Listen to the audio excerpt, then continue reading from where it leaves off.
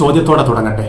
അതായത്, നിങ്ങളുടെ വീട്ടിൽ കറണ്ട് പോയി 3 ദിവസത്തിന് ശേഷം നിങ്ങൾ ഫ്രിഡ്ജ് തുറന്നു നോക്കിയപ്പോൾ നിങ്ങൾ സുരക്ഷിതമായ ഫ്രിഡ്ജിനുള്ളിൽ വെച്ചിരുന്ന കറികളും മറ്റു ആഹാര പദാർത്ഥങ്ങളും ചീഞ്ഞു നാറുന്നുണ്ട്. ഈ സമയത്ത് നാം ആരെയാണ് കുറ്റം പറയുന്നത്? കറണ്ട് നഷ്ടപ്പെടുത്തി നമുക്ക് 3 ദിവസത്തോളം നൽകാത്ത കമ്പനിയെയോ അതേസമയം നാം വാങ്ങിച്ച ഫ്രിഡ്ജിനെയോ? പക്ഷേ പ്രിയമുള്ള സഹോദരങ്ങളെ, ഒരു കുടുംബം ചീഞ്ഞു പോകുമ്പോൾ ആദ്യമായിക്കൊണ്ട് ഇനി നമ്മൾ ആരെയാണ് ആദ്യമായി കുറ്റം പറയുന്നത്? ഭാര്യയെയാണോ ഭർത്താവിനെയാണോ?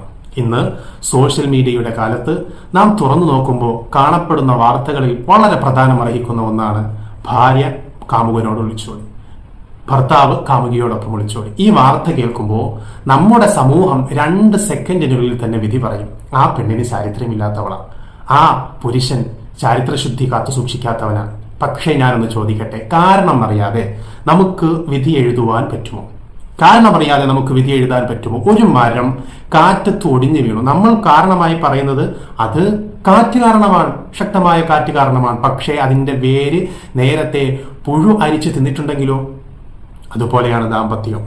പലപ്പോഴും അതിന്റെ പിന്നിൽ പല പുഴുക്കളുമുണ്ട്. അതിൽപ്പെട്ട ഒന്നാണ് സ്നേഹക്കുറവ് എന്നുള്ളത്. രാവിലെ ഇറങ്ങിപ്പോകും, രാത്രി തിരിച്ചു വരും. ചോറ് കഴിച്ചോ എന്ന് പ്രിയതമനോട് ചോദിക്കുവാൻ പല കുടുംബങ്ങളിലും സമയമില്ല. സ്നേഹം കിട്ടാത്ത ഹൃദയം അത് പുറത്ത് തേടും സഹോദരങ്ങളെ. രണ്ടാമതായിട്ടുള്ളത് അവഗണനയാണ്. നീ ഒരു സ്ത്രീയല്ലേ, നിനക്കെന്തറിയാം? ഈ ഒരു വാക്ക്, ഇതുപോലെയുള്ള വാക്ക് പെണ്ണിന്റെ ഹൃദയം കൊല്ലും. അതുപോലെ തന്നെയാണ് ആശയവിനിമയം ഇല്ലായ്മ.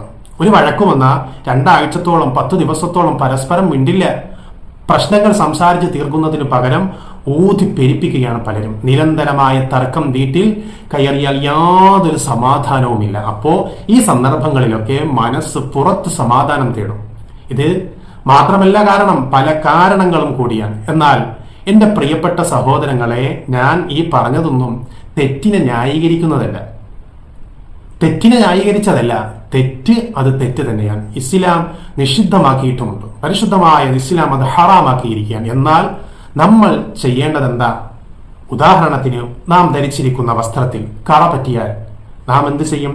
എന്റെ ഈ ഷർട്ടിൽ കറ പറ്റിയാൽ ഞാൻ വലിച്ചെറിയുമോ? ഒരിക്കലുമില്ല. ആദ്യം അത് കഴുകി നോക്കും, മാക്സിമം അത് കഴുകി നോക്കും. പറ്റുന്നില്ലെങ്കിൽ ഡ്രൈ ക്ലീനിങ്ങിൽ നാം അത് കൊടുക്കും. എന്നിട്ടും സാധിക്കുന്നില്ലെങ്കിലാണ് വലിച്ചെറിയുക. അതുപോലെ തന്നെയാണ് കുടുംബവും. ഒരു പ്രശ്നം വന്നാൽ, കൂട്ടുകുടുംബ ജീവിതത്തിൽ ഒരു ബുദ്ധിമുട്ട് വന്നാൽ ആദ്യം അത് സംസാരിച്ച് പരിഹരിക്കുക എന്നുള്ളതാണ്. എന്റെ തെറ്റ് എന്താണെന്ന് നാം ചോദിക്കുക. അതുകൊണ്ട് ശരിയാകുന്നില്ലെങ്കിൽ വീട്ടിലെ മുതിർന്നവരുടെയോ അതല്ലെങ്കിൽ പണ്ഡിതരുടെയോ അതുപോലെ സാമൂഹികമായിട്ട് സുസ്ഥിരമായ നിലയിൽ ബന്ധപ്പെടുന്ന ആളുകളുടെയൊക്കെ സഹായം തേടുക. അതിനും കഴിഞ്ഞില്ലെങ്കിൽ അല്ലാഹു സുബ്ഹാനഹു വ തആല പറഞ്ഞതുപോലെ വളരെ മാന്യമായി കൊണ്ട് വേർപിരിയുക. സഹോദരങ്ങളെ, നാം മനസ്സിലാക്കാനുള്ളത്, വീട് എന്നുള്ളത് കേവലം സിമന്റ് കൊണ്ട് മാത്രം നിർമ്മിക്കപ്പെട്ടതല്ല, അത് സ്നേഹം കൊണ്ടാണ് പണിയേണ്ടത്. അല്ലാഹു തആല നമ്മുടേതായ വീടുകൾ സ്വർഗത്തിന്റെ ഒരു ഭാഗമാക്കി കഷ്ണമാക്കി തന്ന് അനുഗ്രഹിക്കട്ടെ. നമ്മുടെ കുടുംബങ്ങളിലുള്ള പ്രശ്നകലുഷിതമായിട്ടുള്ള അന്തരീക്ഷങ്ങളൊക്കെ അല്ലാഹു തആലമാക്കി സമാധാന സമ്പൂർണമായ സന്തുഷ്ടമായ കുടുംബ ജീവിതം അല്ലാഹു തആല നസീബാക്കി അനുഗ്രഹിക്കട്ടെ. നമ്മുടെ ഭാര്യമാർക്ക്, നമ്മുടെ ഭർത്താക്കന്മാർക്ക് അല്ലാഹു എല്ലാവിധ തൗഫീഖും ഈമാനും നസീബാക്കട്ടെ. ആമീൻ ബിറഹ്മതിക യാ അർഹമർ റഹീമീൻ.